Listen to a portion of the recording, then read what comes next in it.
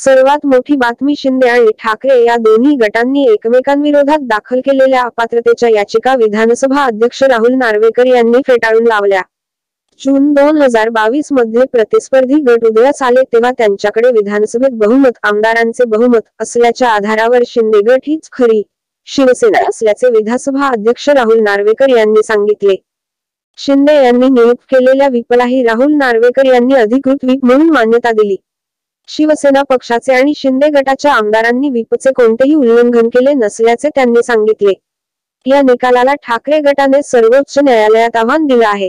दरम्यान मुख्यमंत्री एकनाथ शिंदे गटाच्या आमदारांवरील अपात्रतेची याचिका फेटाळण्याच्या राहुल नार्वेकर यांच्या आदेशाला आव्हान देणाऱ्या शिवसेनेच्या उद्धव ठाकरे गटाच्या याचिकेवर सर्वोच्च न्यायालयाने मुख्यमंत्री एकनाथ शिंदे आणि त्यांच्या गटातील इतर आमदारांना नोटीस बजावली। शिवसेनेच्या एकनाथ शिंदे आमदारांना 10व्या अनुसूचीनुसार अपात्र ठरवण्यास महाराष्ट्र विधानसभा अध्यक्ष राहुल नार्वेकर यांनी नकार दिला होता।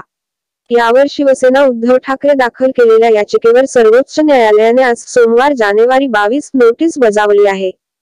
भारताचे सरन्यायाधीश डी.वाय. चंद्रचूड, न्यायमूर्ती जे.बी. पार्डीवाला आणि न्यायमूर्ती मनोज मिश्रा यांच्या खंडपीठासमोर आज ठाकरे गटाच्या याचिकेवर सुनावणी झाली।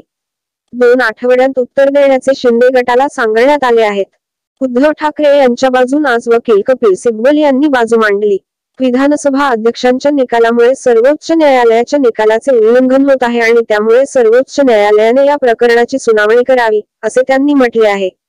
सुप्रीम कोर्टाने सुनावणी करावी की कलम 226 अंतर्गत हायकोर्टाने, असे मुख्य न्यायाधीशांनी विचारले असता हे प्रकरण उच्च न्यायालयात पाठविल्यास निकालाला विलंब होण्याची भीती सिब्बल यांनी व्यक्त केली।